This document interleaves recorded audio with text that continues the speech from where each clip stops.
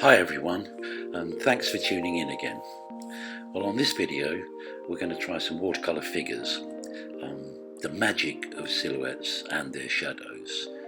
Now I think that this practice is really going to help bring life to existing watercolours or half-finished ones. In this part one of 2 videos, you'll see me painting multiple groups of figures and single figures as well, always with cast shadows. So I've prepared a scene which is from Venice, along the promenade, where there are usually crowds of figures. And I've used a simple palette of colours, mostly blues and browns, burnt umber, raw sienna, cobalt blue, cerulean blue.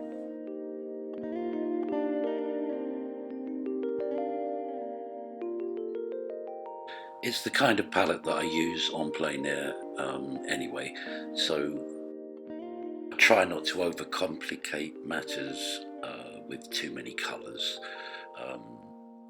I find that interrupts my flow of concentration, so I would make that suggestion to you. There's a lot you can do with a very limited palette. I've speeded up the action here so you can see the completion or the construction of the scene before we put the figures in. Mixes appear on the left hand side of your screen.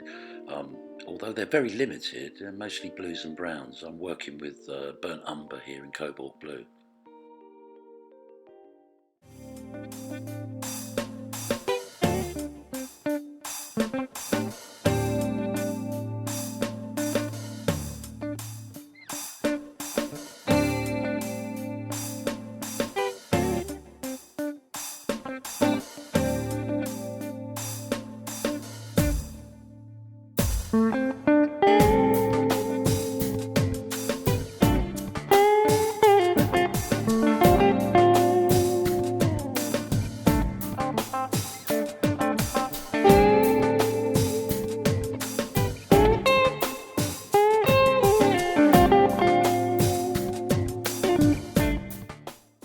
Okay, so I'm going to start here with the background group of figures. I'm using concentrated cobalt blue, and this is a tricky stage, but they are very small, so I'm going to start with the small ones first, and then as I come forward with the groups of figures, they're going to get gradually larger, and you'll see me pause.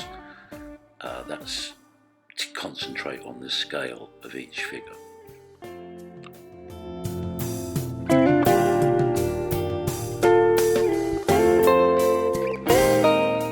Yeah, keep standing back from your painting to see how the figures are fitting in and whether or not they are the correct scale. If they're not, then make adjustments to the size.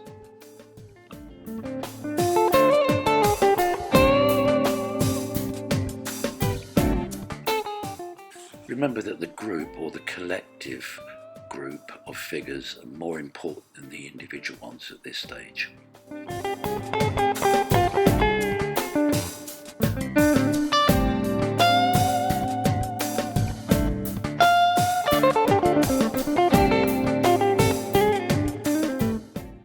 Now for some cast shadows. I'm thinking about the angle. Once I've established the angle and the length of the shadows, this will apply to all of the other figures.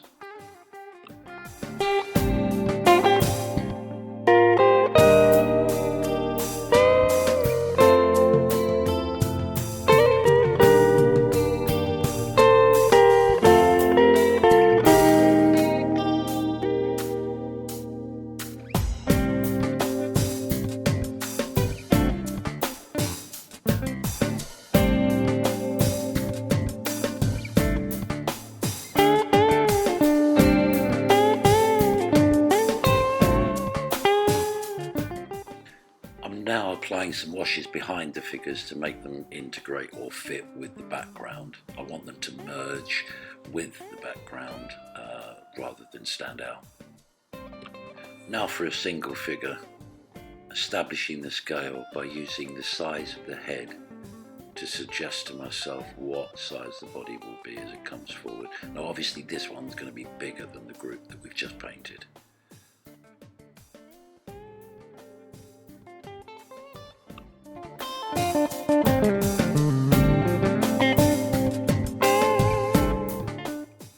decided to do another figure in front with this one. I always think it looks better when you have a group rather than individual figures placed evenly across the paper. So this one I'm using a different colour for the head, and I'd like to trap some light on the shoulder just here so that it gives a contre-jour effect.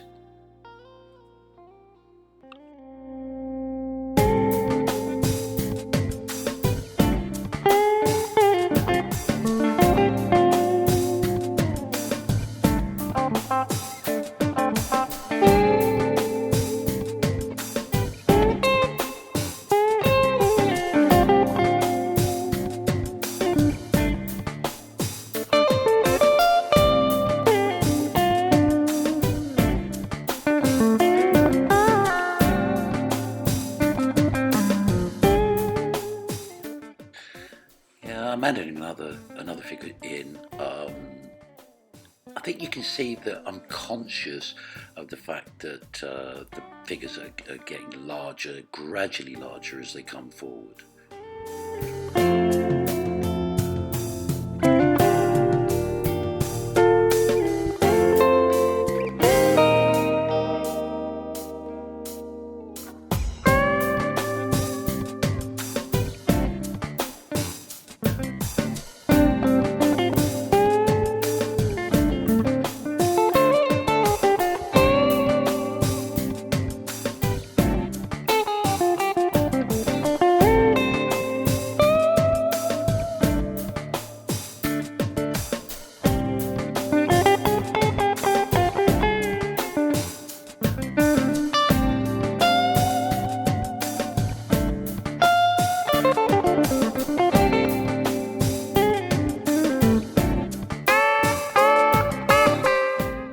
Okay, let's zoom in on the action here.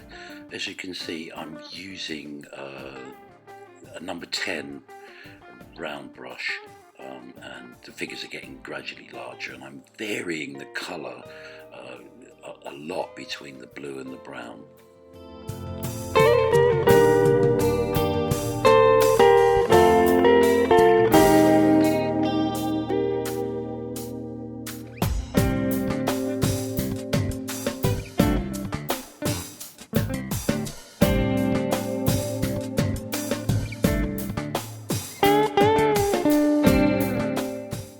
It's so important to stand back from your painting once in a while to see how everything's collectively working.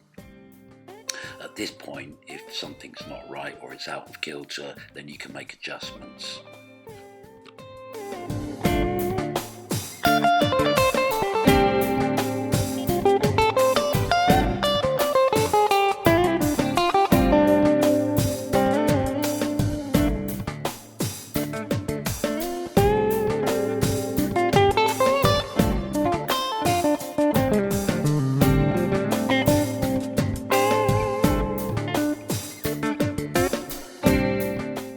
With these larger figures, I'm allowing the colours to merge naturally on the paper.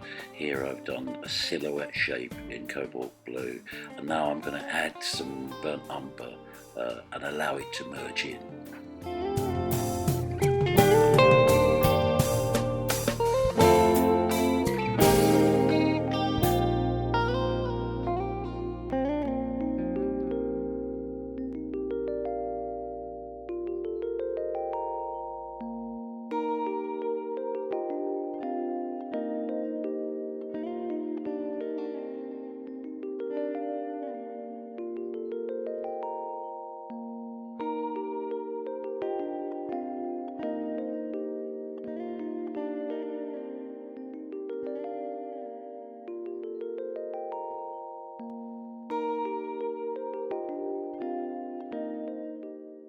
Well, thanks for watching this first part of the figures in watercolour. I do hope you'll catch the second part where we complete the whole painting and add more figures as well. If you haven't already, please subscribe to my channel, and I'll see you later.